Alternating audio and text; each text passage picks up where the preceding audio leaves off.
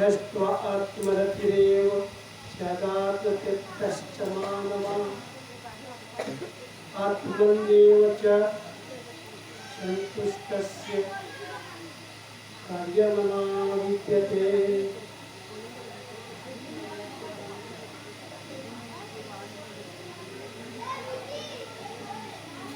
अर्चनी वंदनी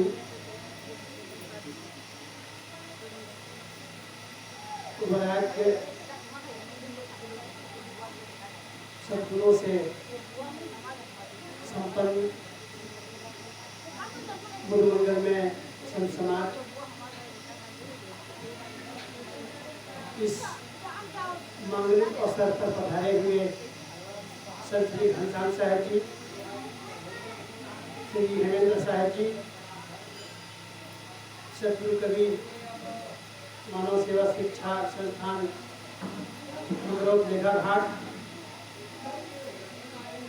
हमारी साथी बहनें श्री संध्या साहेब, प्रगति साहेब, जानकी साहेब और साध्वी दिन सुधा साहेब, सतगुरु कबीर संस्कार आश्रम करगा भनपुर, और मैं सतगुरु कबीर मोटाना आश्रम कोलियारी से आप सबकी सेवा में उपस्थित हूँ। आज का हमारा संदर्भ है गृह प्रवेश। गृह प्रवेश क्यों करना चाहिए, कब करना चाहिए, घर कैसे बनाना चाहिए, घर कितने प्रकार के होते हैं, बहुत सारी बातें हैं और इन सारे संदर्भों पर चर्चा करना संभव नहीं है, क्योंकि आदमी जब कुछ करने लगता है तो समय पूरा नहीं पड़ता है। लोग कहते हैं साहब जी इस साल बहुत कठिन से गुजरा, इसका मतलब ये हुआ दुख के समय बहुत भारी हो जाता है। कहते हैं ये दिन कब कटेगा, लेकिन सुख के समय ऐसे निकल जाते हैं। मैं बता रहा हूँ सुख का ये ऐसा समय 1975 से मैं घर छोड़ा और लगभग 50 साल हाफ सेंचुरी होने वाला है, 1-2 साल के बाद में 50 साल में पूरा कर जाऊंगा। और हमारे भक्तराज हैं श्री रजोराम जी साहू, उनकी श्रीमती है लता साहू, वो लोग 50 साल 50 सालगिरह मनाने वाले हैं। अभी 11 तारीख को मुझे जाना है आमंत्रण में। मैं सोच रहा था सब लोग शादी के सालगिरह मनाते हैं, मैं अपने भेष का सालगिरह मनाऊं, क्योंकि सब लोग पत्नी से शादी करते हैं, पुत्र परिवार से मोह करते हैं, तो हमारा तो सब कुछ सदगुरु है, हमारा तो सब कुछ गुरु है। कहते हैं भाई, वो कहते हैं नहीं घूंघट के पट खोल रहे तो पिया मिलेंगे। कहते हैं अभी आप लोग देखा होगा अक्षय तृतीया के दिन मेरे यहाँ कोलियारी में छोटे छोटे पूरे पारा भर के बच्चे लोग शादी किए, गुड्डा गुड़िया, अपने खुद बच्चा है लेकिन अपने एक बच्चे को और शादी किया। उसमें शायद दिया खुश हो जाएंगे, बाजा लगाए थे, घड़ा बाजा, हाँ बच्चे लोग टिकावन दिए, सब लोग टिकावन टिकली ले गए पारा भर के। मैं कहा तुलसी प्रतिमा पूजबो जो गुड़िया को खेल, और साथ पति से भेंट रही तो दिया पिटारा मेल। बच्चे लोग गुड्डी गुड़िया का खेल तब तक खेलते हैं जब तक कि उनको सही पति का दर्शन नहीं होता, शादी नहीं होती है, विवाह नहीं होता है। जैसे ही सही, वो तो ठट्ठा मट्ठा खेल रहे थे ना, सही में यदि मान करके चलें कि सही पति का जब दर्शन हो जाता है तो सब नकली पति ऑटोमेटिक छूट जाता है। बस ऐसे ही है। आज हम घर बनाए हैं, अच्छी बात है। मैंने तो कहा घर बनाना बहुत मेहनत का एक कहना चाहिए कमाल है। छोटे मोटे लोग आज के तारीख में मकान नहीं बना सकते, जो हिम्मती हैं वही मकान बना सकते हैं। और मकान बनाना अच्छी बात है, सबके घर में छाया होनी चाहिए, चाहे जिस तरह से हो। सदगुरु कबीर ने कहा आपके पास मकान तो है, रोटी भी है, कपड़ा भी है, इसे हम बोलते हैं इंग्लिश में फंडामेंटल नेसेसरी। रोटी कपड़ा और मकान हमारी आवश्यकता है, और हमारी नहीं, मैं ये कहूँ हम सबकी आवश्यकता है। योगी को, भोगी को, जोगी को, रोगी को, सबको रोटी कपड़ा मकान चाहिए। ऐसा नहीं है कि केवल गृहस्थी लोगों को ही रोटी को कपड़ा मकान चाहिए, साधु को नहीं चाहिए, ऐसा नहीं है। संतों को भी रोटी कपड़ा और मकान की आवश्यकता है। लेकिन इतना रोटी कपड़ा और मकान में क्या आपको शांति मिल जाएगी?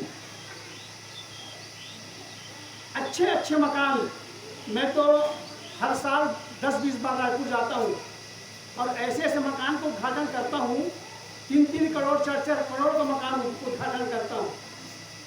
लेकिन एक बार जाता हूँ, दूसरे बार वो लोग जल्दी मुझे बुलाते नहीं, और जब लोग बुलाते नहीं तो ऐसे लोगों के यहाँ मैं जाता भी नहीं, क्योंकि एक बार बुला लिए, वो कहते हैं ना जब पिता मर जाता है तो चलो चौका करा लेते हैं। गुरुजी पूछते पूछते जाएंगे गुरुजी कहाँ रहते हैं, 25 साल में नंबर लगता है। हरदम कोई मरेगा नहीं, हरदम कोई जन्म भी नहीं लेगा, छठी होगी, नाती आएगा तो नाती पंथी आएंगे, तब गुरुजी पास जाते हैं कि चलो गुरुजी को खोजो, गुरुजी कहाँ रहते हैं। तो सब लोग कहते हैं 25 साल में 30 साल में कहीं नंबर लगता है। मेरे कहने का मतलब ये है कि आप मकान आप बनाते हैं, और मकान बना करके जैसे मकान का सही मेंटेन आप ना करें, हर साल लिपाई पोताई ना करें, हर साल उसमें पॉलिश ना करें, वो मकान कितने दिन चलेगा? आप सहज भाव से देख लीजिए, सुबह हम उठते हैं और उठ करके दैनिक क्रियाक्रम चालू करते हैं, लेकिन सजते हैं, धजते हैं, और सज धज के हम बाहर निकलते हैं। सजने और संवारने में 2-4 घंटा हमारा निकल जाता है। और आजकल तो मुझे ऐसा लगता है कि फैशन का ज़माना है, इसको मैं बोलता हूँ फैशन एज। हमारे ज़माने में उतना फैशन नहीं था, तो जरूर हम लोग भी पढ़ते थे तो थोड़ा बहुत फैशन करते थे। कभी कभी मैं बोलता हूँ मुझे खुद हंसी आती है, इसको न बोलो तो ही अच्छा है। सब लोग पाउडर लगाते थे, जब संवारते हैं स्टीव पाउडर वगैरह वगैरह, हमारे घर में पाउडर नहीं था, हम छुट्टी लगाते थे। सफ़ेद सफ़ेद वो चूना कहें तो गलत है, सफ़ेद एक प्रकार का वो छुरी पहले होती थी, उसको लोग पोतते थे। तो पाउडर भी कोई लगा लो, क्या कौन देखेगा आपको, कोई पूछेगा थोड़ी कि छुरी है कि पाउडर है। आज बिना फैशन हमारे छोटे छोटे बच्चे देखो 1 घंटा तक के दर्पण के पास में जाकर खड़े रहते हैं, बाल को ऐसे करेंगे, बाल को ऐसे करेंगे। विसर्जन करके लड़कियाँ हमारी बेटी लोग ऐसे बाल को ऐसे करेंगे, ऐसे घुमाएंगी, और घुमा करके ऐसे यहाँ जैसे बच्चन साहब कैसे अपने एक से एक फिल्मों में काम किया है, ऐसे हमारी बेटी लोग घुमा करके बाल को ऐंठ करके वो संवारती है, और संवार करके 4 घंटा 5 घंटा केवल फैशन में बिता देती है। लेकिन एक बात तो मैं कहूँगा, सत्संग में आधा घंटा बैठना हो बहुत भारी हो जाता है। भले खड़े होकर के 4 घंटा अपने सूरत को संवार लेंगे। सर कहते हैं ये नकली घर को क्या संवार रहे हो, नकली घर को आप संवारिए मत, आज नहीं तो कल। सद्गुरु कवि ने बीजक में कहा था, जिस घर को हम संवारते हैं, सजाते हैं, बढ़िया बढ़िया खा करके हम मजबूत करते हैं, उस शरीर को एक दिन लोग ले जा करके फेंक देते हैं, जला देते हैं। और इतना कीमती शरीर को जलते देरी नहीं लगती है। हाड़ जेरे जैसे जंगल लकड़ी, केस जेरे जैसे घास की कूली, इस तरह धन की कौन बढ़ाई। बस ऐसा ही है। मैं कह रहा था कि देखरेख करना बहुत जरूरी है, रख रखाव की आवश्यकता है। मकान आप बनाए हैं, मेंटेन कीजिए। गाड़ी आप लिए हैं, मेंटेन कीजिए। ट्रैक्टर आप लिए हैं, मेंटेन कीजिए। आप मेंटेन नहीं करेंगे, ट्रैक्टर नहीं चलेगा, गाड़ी नहीं चलेगी। उसी में आपका भी नंबर है। आप मेंटेन नहीं करेंगे, नहीं चलेगा। बीपी हो रहा है, 20 साल की उम्र है, बीपी साहब जी मुझे बीपी है, मैं भात नहीं खाता, मुझे शुगर है, मैं ये नहीं खाता, मीठा नहीं खाता। अरे अभी तुम्हारी उम्र केवल 25 साल की है। बोले साहब जी उम्र मत देखिए, आप युग को देखिए। आज के युग में पहले के लोग शुद्ध दाल खाते थे, शुद्ध दाल। और देवमन के यहाँ दाल बनती ना, जहाँ करके जीवराज भाई के यहाँ वो दाल की सुगंधी जाती, पहुँच जाती, और जान जाते देवमन भाई कि आज जीवराज जी के यहाँ आज दाल बन रही है, अथवा इनके यहाँ दाल बनी, तो वो जान जाते। अब तो घर में दाल बनती है, घर में ही सुगंधी नहीं आती। कितनी दाल डुप्लीकेट हो गई है। और शुद्ध में आज पानी नहीं मिलता। आप तो शुद्ध घी की बात करते हैं, शुद्ध दूध नहीं मिलता। एक जगह लिखा था शुद्ध गाय का दूध मिलता है। तो भाई ने पूछा ये गाय शुद्ध है कि दूध शुद्ध है? लिखने वाले कैसा चालाकी से लिखा था, शुद्ध गाय का दूध मिलता है। उन्होंने कहा भाई ये गाय शुद्ध है कि दूध शुद्ध है? तो बड़ा हड़बड़ा गया वो, क्योंकि आजकल दूध तो शुद्ध मिलता ही नहीं है। तो लिखने वाला क्या चालाकी किया है, शुद्ध को गाय पहले लगा दिया है, दूध के तुरंत बाद नहीं लगाया है। शुद्ध गाय का दूध मिलता है। तो पूछे भाई आप तो दूध तो शुद्ध बोले हैं। बोले बेवकूफ, मैं दूध को कहाँ शुद्ध बोला है, मैं तो गाय को शुद्ध बोला है।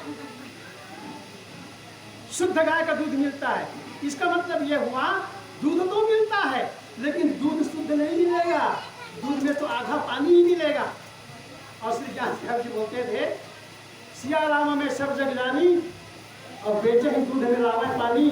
तो आज तो बिना पानी डाले कोई आदमी दूध देता ही नहीं। और मैं ये कहूँगा, कहीं कहीं है हमारे पहाड़िया लोग, मालिक लोग, साहू लोग, जो बिना पानी डाले दूध देते होंगे। कितने प्रतिशत? 100 में से केवल 5% होंगे। 95% यादव साहू लोग दूध में पानी मिला करके ही बेचते हैं। मेरा कहने का भाव यह है, आप अपने आप को मेंटेन करते हैं तो मेंटेन कैसे करोगे? मेंटेन करने का मतलब यह है कि आपके पास में शुद्ध भोजन हो। कल मैं बढ़िया चैप्टर में उठाया था भानपुरी में। अभी हमारा कार्यक्रम अभी 4-5 दिन से लगातार चल रहा है। हमें अभी यहाँ शूट करके राखी जाएंगे छठी कार्यक्रम में। 3 से 6 हमारा छठी कार्यक्रम है। कल हम भानपुरी में थे, परसों कोसमेला में थे। आज वातावरण इतना प्रदूषित हो चुका है, न शुद्ध हवा मिलती है, न शुद्ध पानी मिलता है, न शुद्ध चावल मिलता है। और मैं तो ये कहता हूँ, उस आदमी को कभी भी डॉक्टर के पास में जाना नहीं पड़ेगा जिस आदमी का आहार शुद्ध है। आहार और विहार, आहार आपका शुद्ध हो जाए तो आपको डॉक्टर के पास में जाने की आवश्यकता नहीं है। संतों ने इनकलाब किया, आहार शुद्धो सत्य शुद्धि, सत्य शुद्धो ध्रुवा स्मृति, स्मृति लंबे सर्वग्रंथि नाम विप्रमोक्षा। Your dose is just link to diversion. यदि आप देखें आपका जो डोज है ये सीधा सीधा मुक्ति से उसका लिंक जुड़ा हुआ है। आप भोजन लेते हैं उसका संबंध सीधा मुक्ति से है। तभी तो हमारे संतों ने कहा जैसे पिए पानी वैसे बोले वाणी, और जैसे खाए अन्न वैसे बने मन। जैसे पानी पियोगे वैसा आपका अंदर में वाणी निकलेगी, और जैसे आप भोजन करोगे वैसे आपका मन होगा। और जिसका मन शुद्ध हो गया तो कहते हैं नो माइंड इज मेडिटेशन। किसी ने पूछा भगवान रजनीश से ध्यान क्या है और ध्यान हम कैसे करें, तो बोले आप ध्यान करना नहीं होता है, ध्यान सबको छोड़ना होता है। ध्यान किया ही नहीं जाता है, बल्कि ध्यान में नो माइंड, आपका मन समन हो जाए बस आपका ध्यान है। इसलिए आप आहार शुद्ध कर लीजिए, आपकी मुक्ति रखी खाइए। और ये हमारे पूर्वजों ने जो सटीक जो एक मुहावरा दिया है, जैसे खाए अन्न वैसे बने मन, अच्छी बात है। हमारी शुरुआत इस घर से होनी चाहिए। अच्छा बताइए, एक बच्चा जब जन्म लेता है संस्कार की शुरुआत कहाँ से होती है? घर से होती है। और संस्कार देते कौन है? संस्कार की जन्म लगाता है हमारी माताएं हैं, हमारी बहनें हैं, हमारी बेटियां हैं। अभी बेटी संस्कार न दे बच्चे को तो मान करके चलिए उस बच्चे का संस्कार का शुरुआत नहीं हो सकता है। बेटी माँ जो होती है बच्चों के लिए वो फाउंडर होती है, वो जन्मदात्री तो होती है, साथ साथ में गुरु भी होती है। और इसीलिए हमारे शास्त्रों ने, हमारे पूर्वजों ने, अभी आप विश्राम सागर खोल करके देखेंगे तो विश्राम सागर में 7 गुरु बताए हैं, 8 गुरु, 7 गुरु यही गृहस्थी जीवन में। अब देखें आप, माता पिता, अक्षर ज्ञान कराने वाला, नाग फांस को काटने वाला और दिशा निर्देश करने वाले 7 गुरु हमारे गृहस्थी जीवन में ही हैं। अब कहते हैं 8वां गुरु हमारे सदगुरु होते हैं, जो बंधन को काटते हैं, जो बंधन को छुड़ाते हैं। तो शुरुआत आपकी घर से होनी चाहिए, और मैं उसी को घर मानता हूँ जहाँ से संस्कार की शुरुआत होती है। जहाँ जिस घर से संस्कार की शुरुआत नहीं होती है उस घर को घर कहना उपयुक्त नहीं। इसीलिए आपने देखा होगा राजा भरथरी के भांजे गोपीचंद, उसकी माता मैनावती, गोपीचंद को जब वैराग हुआ ना तो उसके से ही गुरु मैनावती थी, उसकी माता जी। और जितना ज्ञान अभी हमारे संत लोग देते हैं, अभी जितनी भी बात हमारे संत लोग यहाँ बोल रहे हैं, सारे के सारे ज्ञान उसकी माता जी रानी मैनावती अपने सुपुत्र गोपीचंद को दिया। और कुछ दिन पहले नहीं बल्कि आज से 15 साल पहले उस भजन को मैं गाता था, सुर गोपीचंद प्यारा मैनावती बचन उचारा, सुर गोपीचंद प्यारा। और किसी जमाने में हम लोग एक भजन और गाते थे, जब ये बेटी लोगों का जन्म नहीं हुआ था, लोग नाची हैं, चले तुलसीदास ससुरलिया अभिरतिया, चाहे सभी जानती होगी, अमृता तो जानता ही है। तो इस भजन को हम लोग पहले बहुत गाते थे, आज भजन को हम लोग जल्दी गाते नहीं, क्योंकि भजन भी उसका विस्मरण हो गया। कुल मिलाकर के मैं ये कहूँ, एक घर हमें छाया देती है और एक घर हमें शांति का अनुभूति कराता है। और 2 ही प्रकार के घर हैं, एक घर भौतिक घर और दूसरा घर आध्यात्मिक घर।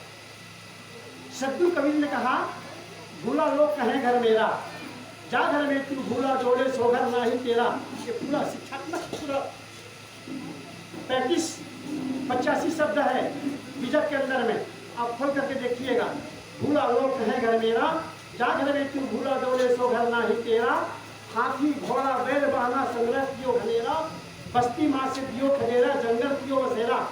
काठी बांध खर्च निपटियो बहुरी कियो फेरा, बीबी बाहर हर महल में बीच मियाँ का डेरा, नौ मन सूत अरुझ नहीं सूरझे, जन्म जन्म उलझेरा, कहाँ ही कभी सुनो संतो, यह पद का करहु निबेरा, भूला लोक रहे घर मेरा।